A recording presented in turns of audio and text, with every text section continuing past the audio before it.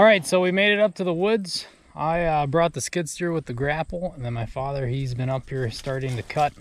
He brought the four-wheeler with all the chainsaws. All right, so my dad's gonna go through his saw setup. This definitely isn't all of them, and what he brings up here to cut wood. Okay, this is some of my saws. We're gonna clear some pasture today for firewood and cut some trees that are quite mature with dry limbs on, and some brush, and try to get some more grass for the cattle that way, and maybe prune up some young sapling trees that look like they could make something better someday. So we have our fuel and oil station here, and quite simple. It's nothing special, but then we got a little compartment on the side, maybe extra chain, the wrench, maybe a file, or anyway. Then we got my 660, which is one of my bigger saws. It's the more newer, smoother for some of the large trees. Now my 066, this is almost, it's the same saw except an older version of it from the 90s. This saw has got a lot of torque on the lower end. Do a lot of blocking with it. You really got to hang on with this one and respect this one. And then here's my favorite. This is the old grandfather. This is 38 Magnum 2. Bought it brand new in 1993.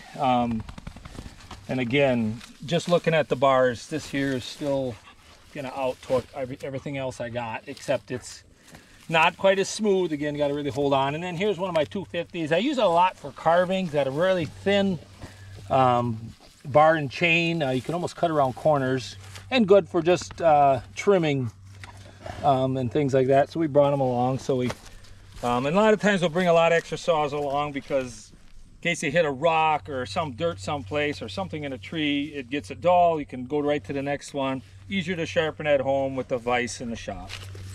And we always wear ear protection, and we wear chaps. To this day, I haven't cut myself yet with chaps. They get tore up from maybe a barbed wire fence or something that I was using. But they keep you dry, and it's smart to wear them.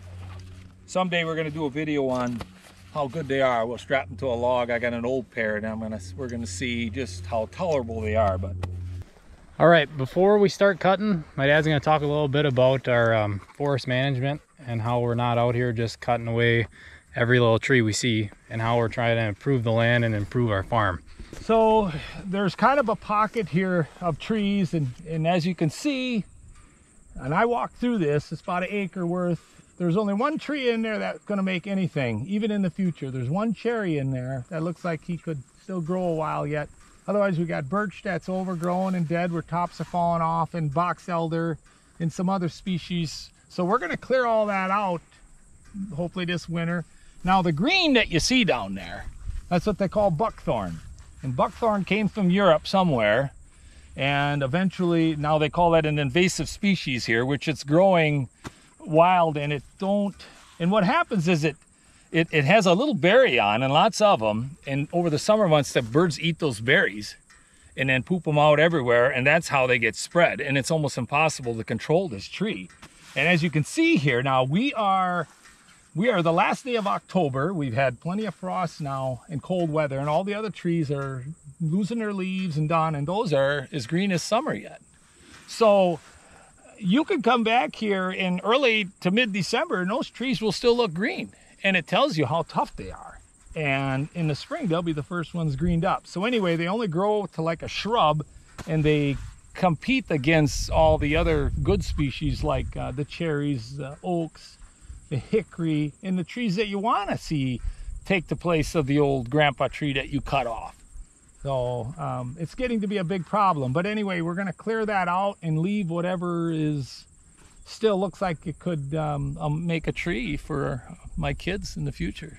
So here's an example of a hard maple, and I'm not 100% sure, but I'm fairly certain that's what he is. And this trees like this we try to leave, and we're going to prune up some of the bottom branches, and then when we cut the other stuff away, like the elms and those old oaks that are already time, we try to be very careful about not damaging the healthy young trees, because when my kids get to be 50, this is going to be something like a veneer or something. And there's a couple other trees in here too we're going to try to try to save and see if we can get away. The competition is what we're gonna do so that tree can make a better tree. I've seen it back when I was 18. I cut some stuff off and those trees are just huge. You can't put my arms around them now, and they were just little twigs. I pruned them up. So we're gonna get started and then show you guys a couple techniques.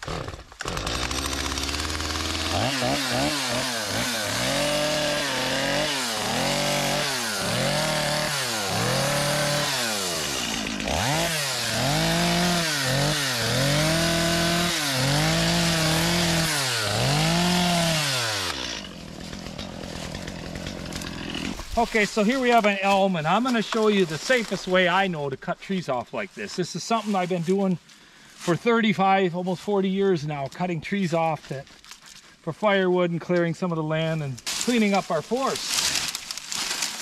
And so it's a lot of experience. This isn't something that you can start doing and become very good at overnight. You start subtle, you start small, you start with the simple stuff and work your way up. I mean, the saws are very unforgiving. They don't cut you, they remove. They put a groove in you. So I think it's just like driving down a highway. If you just keep that mentality that you have to be alert, you'll be fine.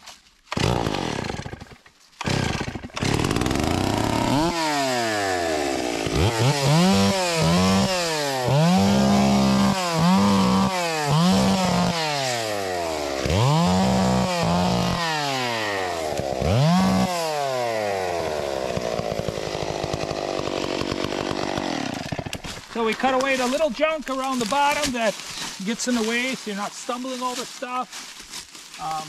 Clear yourself a path. Decide which way you want to drop them. This one, it looks like the best way would be maybe that way. So we're gonna make a knot.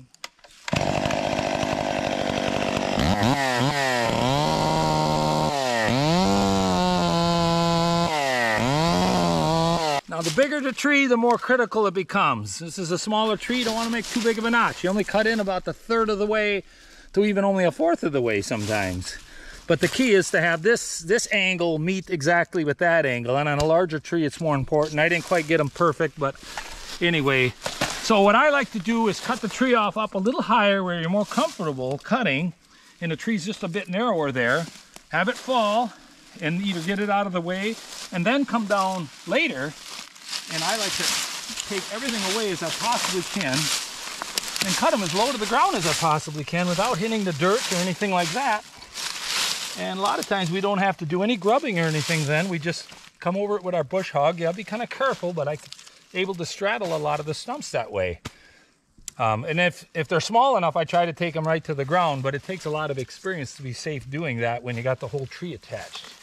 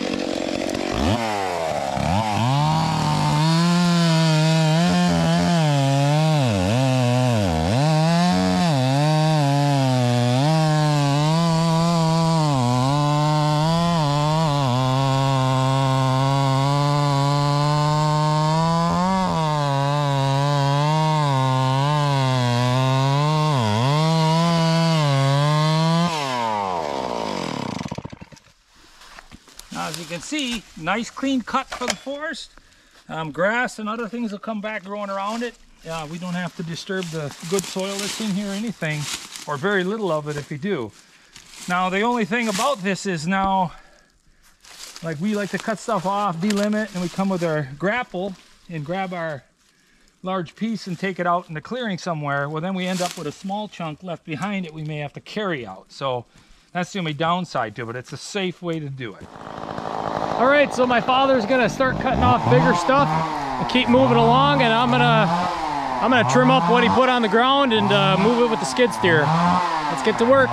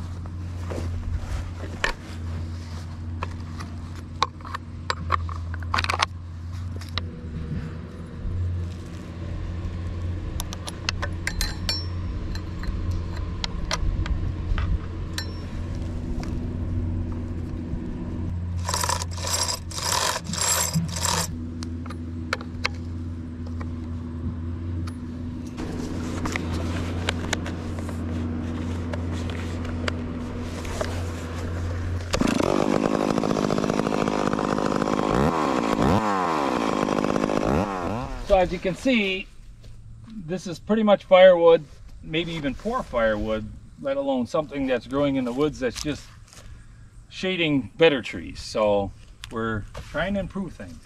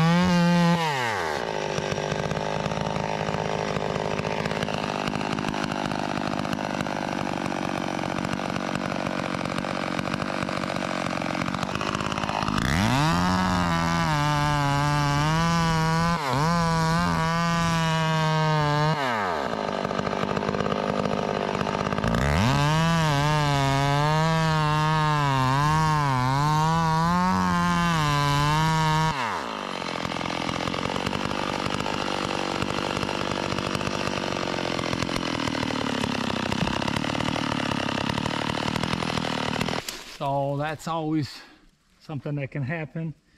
Makes it more dangerous because now we have to get the tree to roll a little bit to roll off of that limb. But that's the way I like to cut them, but it takes a lot of experience to cut them this way. Otherwise we can cut them up higher, or we're trying to direct them all towards the same brush pile so we don't have to be skidding around in here so much with the skid steer.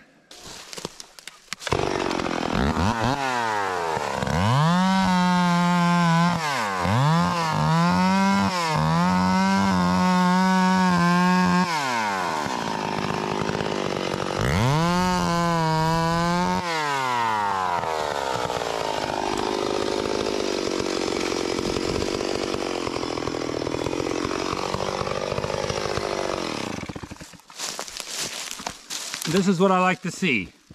When I'm cutting trees, I like to see them like that. I like to see them like this. That way there's really no grubbing required, and you can mow with the bush hog, or you don't lose all your topsoil in the woods. And when you're doing other work, they're not snagging up on those stumps that are sticking up 2 feet. And besides, then we drag them out, we got the whole, all the wood. We utilize all of it. We don't waste anything.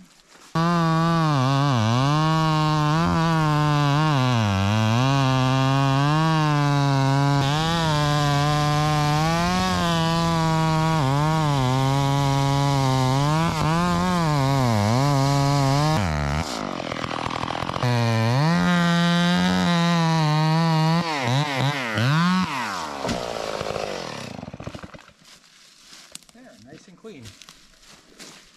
And we always save these for souvenirs. It's firewood, just clean it up.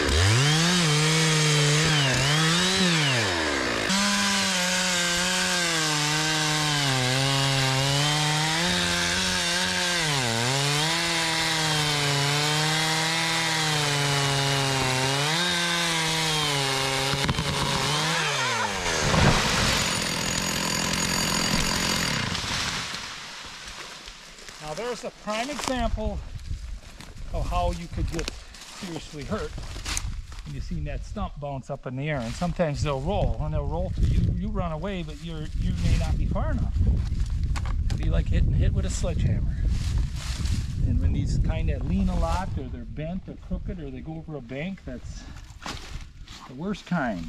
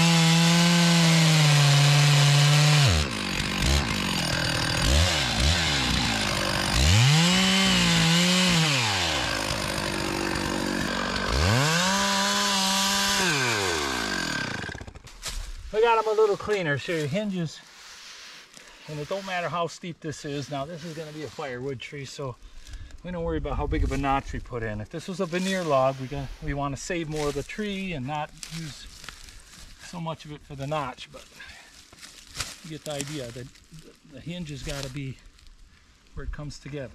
And then now we're going to do what they call the saber cut, and it prevents a leaning tree from splitting open.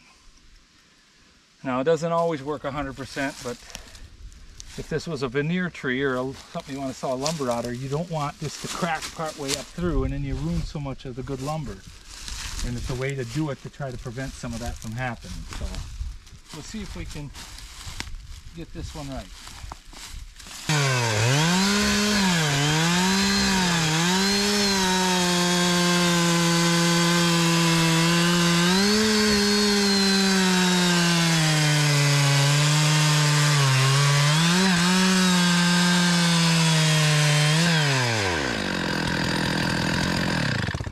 Okay, that's what we call a plunge cut. So we're going to get maybe where there's only about 2 inches here between this cut and this cut. And we're going to try to match it from the other side because of my bar ain't long enough. And then we're going to cut all the way back. Maybe so maybe we got maybe 4 inches or so there. And then what you do is you come from the back side and you just nip that. And then when the tree falls, it's completely able to hinge over, not be partly attached yet and rip open. So we'll see if we can get that to work out.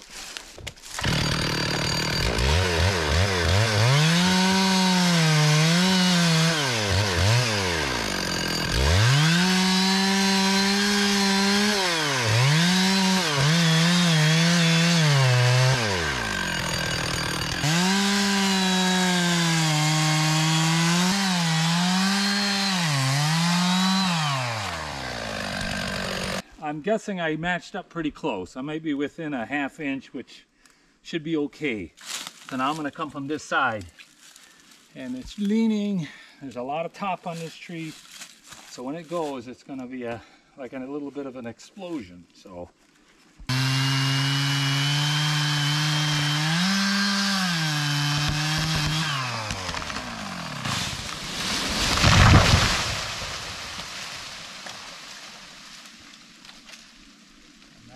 Successful saber cut. I imagine your logger's got different terms and there's different ways a person can do this. This is just the way I've done it. Now see here, this is a miniature version of what can happen sometimes. Sometimes these splits are way up here. Now it pulled a good chunk of your veneer out. So then when you saw this log, you have boards that have pieces missing and that end up being wasted. And then you look at my hinge here. For a guess, not too bad. You don't want to make this too narrow, especially on a really big wide one like this. They will come off, but those little splinters, that didn't hurt nothing, and I didn't match up too bad.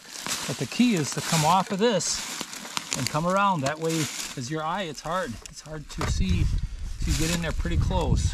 So you're real close to your hinge. Sometimes you want to be above it by about 1 inch or 2, depending on how big the tree is, how much it's leaning. Now there too, we have to be careful cutting them up. You start taking limbs off, and he wants to roll, and there's always something to be looking out for.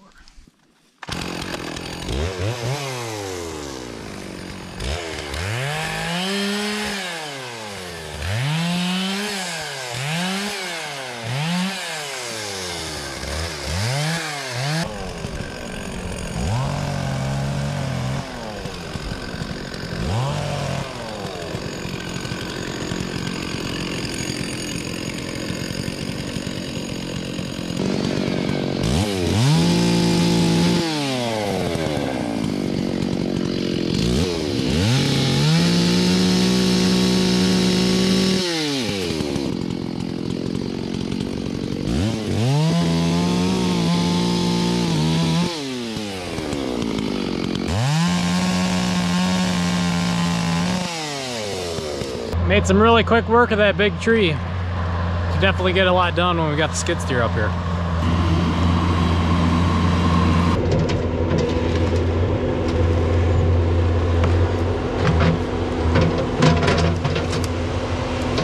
That was worth a try. We'll just have to get the winch for that guy. All right, so that's all a look at how my father likes to cut trees down and manages his woods. Hopefully you guys learned something. You want to talk a little bit about, you know, being experienced and not just going out and doing Well, this? that's the thing. It's like you have to have a passion for the woods and what's the value and what isn't. They're not just trees. There's a lot of stuff that isn't going to make anything that competes against the better wood. And like here now, after we delimb this guy, he might make some beams I need for the barn and things like that. So we're gonna see. But we did really good today, and we didn't break anything, and the ground conditions are perfect. So it's been good. No one got hurt. But anyways, want to thank you guys for watching. We'll see you in the next video.